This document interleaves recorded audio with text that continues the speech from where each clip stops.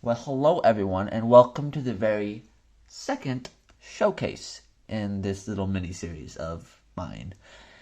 Today we will be looking at Transformers Legacy Shockblast and how he appears in the Legacy universe. Now, before we actually go into the breakdown of how this custom was made and the decisions I made in the process, I want to kind of break down the character of Shockblast and how he kind of came to be, because it really is something unique and something a little different than most of the characters. As in the original storyboards and the original script, even Shockblast didn't exist. How it was going to work in the original script was Shockwave would be represented with the Transformers Prime figure. This was going to be the figure I would use as Shockwave. And then I got the Fall of Cybertron Shockwave. Yes, this is how far along the script has been written. It's been years and years. I just procrastinate too much. But it's finally going to happen. Promise. But anyways, back on track. When I first got the Fall of Cybertron Shockwave, I got this idea that I could use this as sort of an armor. Originally was going to be an armor that Shockwave wears to protect his body, and would reveal that, inside was the War for Cybertron Shockwave, a more Shockwavy looking Shockwave. Shockwavy. And this would be nicknamed the Shockblast armor. Just kind of more of a reference to Shockwave. I mean, I got too many shocks. More of a reference to Shockblast than an actual character himself. That's what it was originally going to be. Then I got bored and thought this would make a really good custom, and now he's in the universe now. So, how Shockblast fits? To really dive into the character, we kind of have to dive into Shockwave. And I was really excited for this character in Legacy. This character specifically, because he is very unique in the universe and very different from other iterations of the character, because he's much more damaged than other versions. Whereas other versions are just cold and no emotions. What this character does have, that it is very, very that on the surface. However, we both know the story of Shockwave, especially in IDW.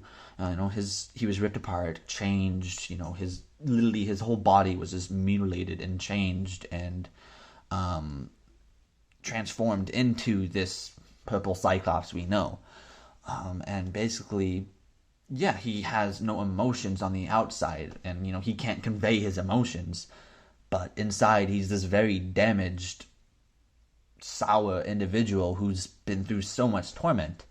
And he has all this equipment and he has all this facilities at his disposal, and he uses these experiments and these prisoners to manipulate and change and transform, just like he was, to cope with the damage he's been through. That's what I'm really going for with this character, because while on the outside he is that logical, stone cold scientist, on the inside he's just begging for some kind of escape, and he finds that escape in dealing the same torture that was brought onto him onto these experiments, onto Shockblast and original character Shockbreaker, which I do want to make this a custom as well.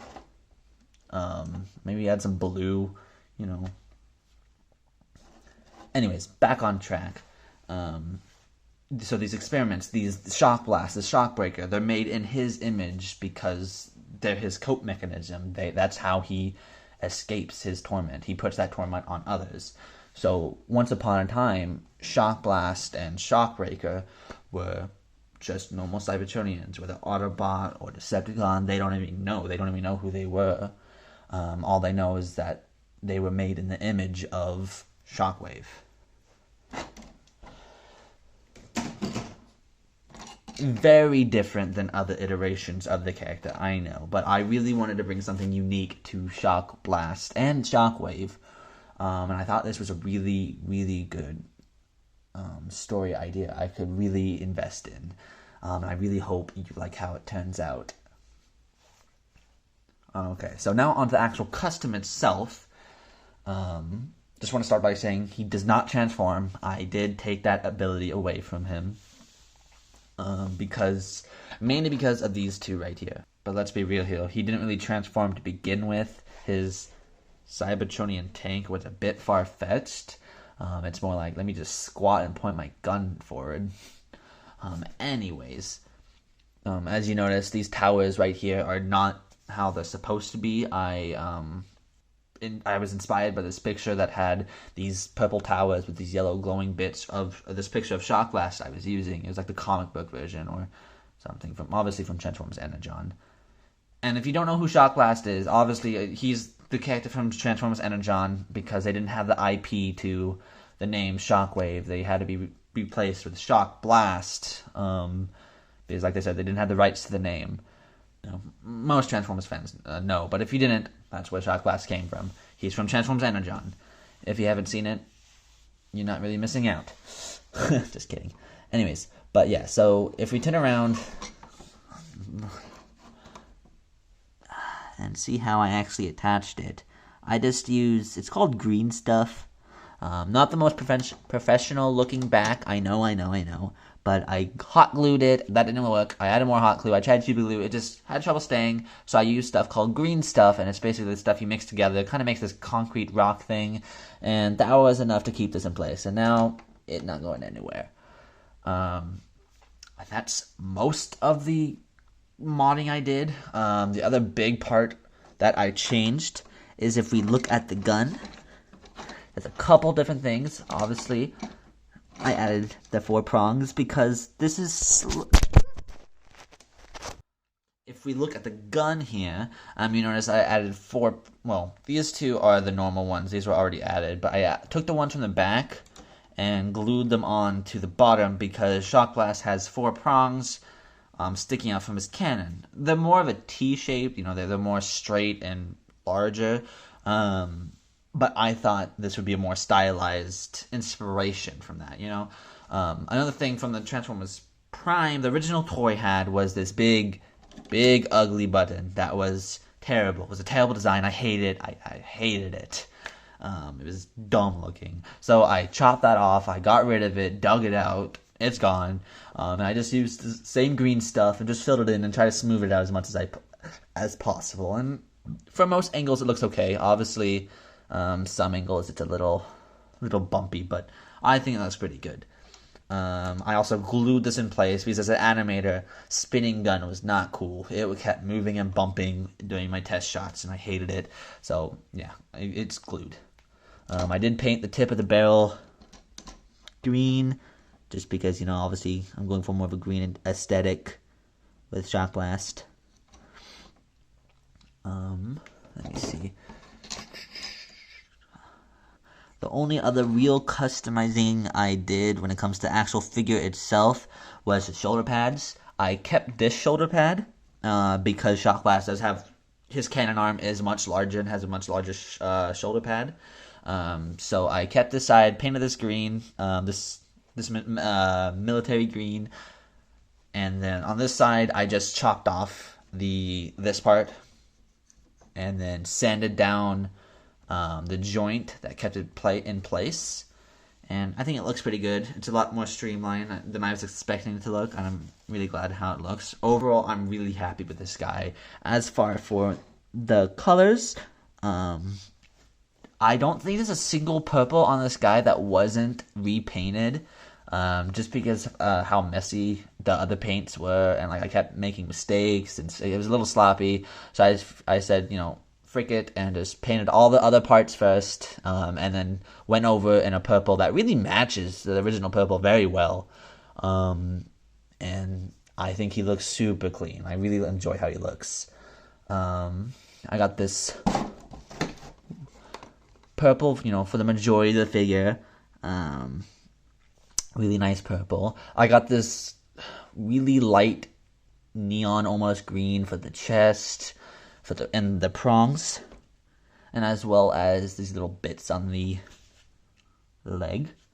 The gun has a lot of different shades of green. It has this military green right here along the bottom and part of the main cannon. Then it has this darker green on top and on these bits right here, and then there's more purple right here. If we look at his legs, it just a metallic shine on his thighs, black kneecaps, silver bits on the shins, and then purple shins, and then mainly silver for the feet.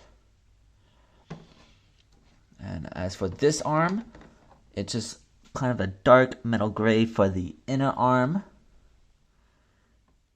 metallic gray for the arm, same thing for this arm, and then purple hand. He had I want to say black hand to begin with, but yeah, I painted this purple, and then the outer part of the arm black. I tried to recreate the colors from the original Shockblast as much as possible, while still giving it a very Transformers Prime aesthetic, and therefore a very legacy aesthetic. Let me see. Shockblast does have this double barrel claw, a gun thing that he does have on his other arm, and I did try to recreate that. If we look at this right here, this was going to be a part of him. It's just something I made from, no joke, some straws and some bits and pieces I found in my junk drawer, and I don't know. I mean, I was gonna glue it right here and kind of have it as. I'm sorry, that does not look good. Have like as this double barrel cannon thing, and I just did not like the way it looks, so I just scrapped it. You know, it's been almost a year now, and I'm still surprised I still kept this somehow. I was really surprised I was able to find this. Never going to find that again. I also added some silver for the inner body, so if you just, this was all like, what color was this? I don't even remember. I think this was purple. I thought it looked really nice when I added a nice silver shine to it. When I originally did this custom, I'm pretty sure I was just trying to update it, and I think it was still supposed to be Shockwave when I first started, and then I got the idea of Shockblast, and that's when I went heavy on the cosmetics. Yeah, like I said, turning from Shockwave to Shockblast was a very slow process. Yeah, I really like the treads, these right here, how they kind of emulate the shoulder stacks that the original Shockblast has. I was really proud of myself for coming up with that. Obviously it's not one-to-one, but I think it really fits the aesthetic of the toy and of the Legacy universe while still being faithful to the Shockblast design. Yeah, let me see. Another shot of the back. It's relatively clean.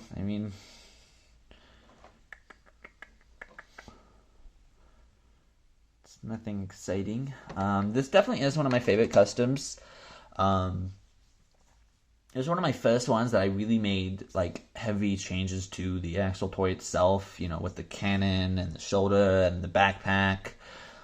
It's one of the only ones, and I still think one of the few that I actually made heavy changes to, and I'm really proud of it. And when I got the idea of making this a Shockblast, I was really excited. How can I put this in Legacy? I need to put this in Legacy.